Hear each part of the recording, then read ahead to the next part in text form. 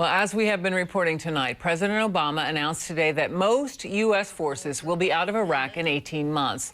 Let's put the president's plan to tonight's political panel. We are joined by CNN contributor and Democratic strategist Robert Zimmerman, syndicated columnist and Lehman College journalism professor Miguel Perez, and from Washington, Ron Christie, who was an advisor to President George W. Bush and Vice President Dick Cheney. Gentlemen, thanks for joining me. You know, we have people like Democrats like Nancy Pelosi objecting to this. Robert, what do you make of this debate? Well, I think it's actually a very healthy, a very important debate to have. And I think it speaks to not just the strength of the Democratic leadership, but also the strength of our government. Many of my Republican friends, and even though I'm obviously a very active Democrat, we all talk to each other, and we have friends across the aisle. Many of my Republican friends told me that the Republican Congress failed because they became a shadow of the Bush administration.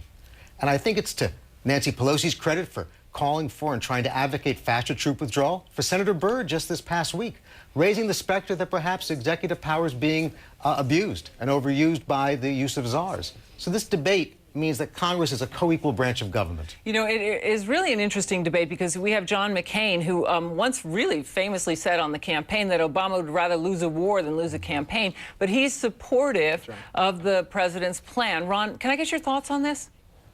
Sure. Well, what Senator McCain had to say earlier today, Kitty, was that he was cautiously optimistic, and I think I'd like to echo his sentiment. The senator was very concerned that our men and women on the ground had completed their mission and they would be coming home after a job well done.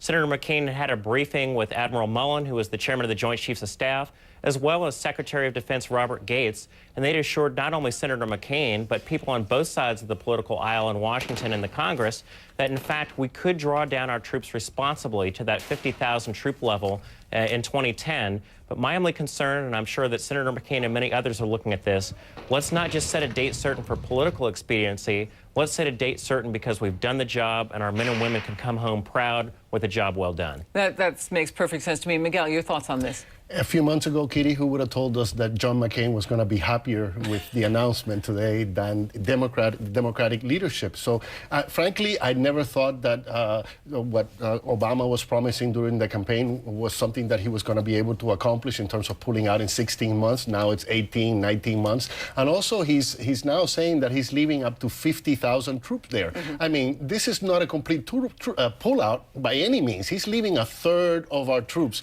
in Iraq. 35 to 50, right? Right, 35 to 50, a third of what is there. Now, we have 142,000 troops right there now. So it's a third that he's leaving there. What kind of a pullout is that? It's a very dramatic and very significant pullout, Miguel, because... But it's not what he promised. Oh, absolutely it's what he promised. Now, maybe it's in 18 months, not 16 months. But the bottom line is he's shifting the focus of our attention militarily to fighting the terrorists as opposed to engaging this war of choice in Iraq. And I agree with him, Robert. I actually agree with him. I never thought he was going to be able to do it in time, and he's not doing it in time. He's 2 months off by giving credit for keeping his word. I like the fact that I would compared to where we were I with the was Bush hoping administration, that he would take the 23-month alternative, would stay there a little longer and do it right. Hey, Robert, to echo your point ahead, here, I think what he's recognized, the president has recognized that he's no longer the campaigner-in-chief.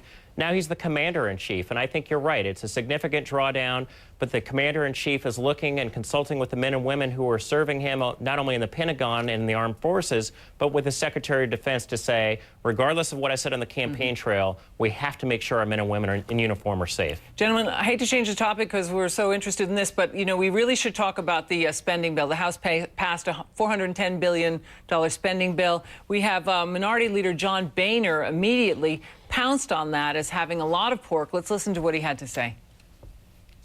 And I think the stimulus was the opening salvo. It was supposed to be focused on jobs, jobs, jobs, and it turned into nothing more than spending, spending, and more spending.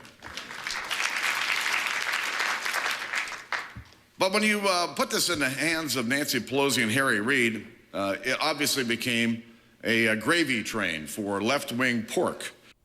This bill came 2 days after the White House had a forum on fiscal restraint, Robert. What do you make? Is this a mixed message? No, I think the message is very clear. John Boehner and the Republican congressional leadership's hypocrisy would really put A-Rod to shame.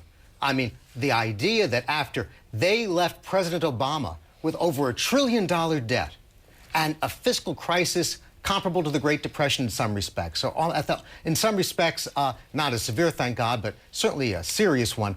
As we confront this, Barack Obama has begun a number of very important initiatives to truly transform this government, both in terms of having an open budgeting process, a fiscally accountable one, and also focusing on energy independence and health care. You know, I have to say, Taxpayers for Common Sense, a watchdog group that looks at fiscal responsibility, says that Obama has said he would not tolerate earmarks. They went through it. They found 8,500 earmarks, $8 billion. So it's not, you know, a partisan thing when you have watchdog groups looking at this also. Ron, what are your thoughts on it? Well, I think President Obama says one thing and he does something entirely different. He promised that he was going to go through and make sure that there were no earmarks in the stimulus bill. Well, we had billions of dollars of earmarks in the stimulus bill. In this particular package, the number's somewhere between 8,000 and 9,000 earmarks. And if you look at the spending bill, it's $410 billion. And the president wants to raise taxes by $636 billion over the next 10 years.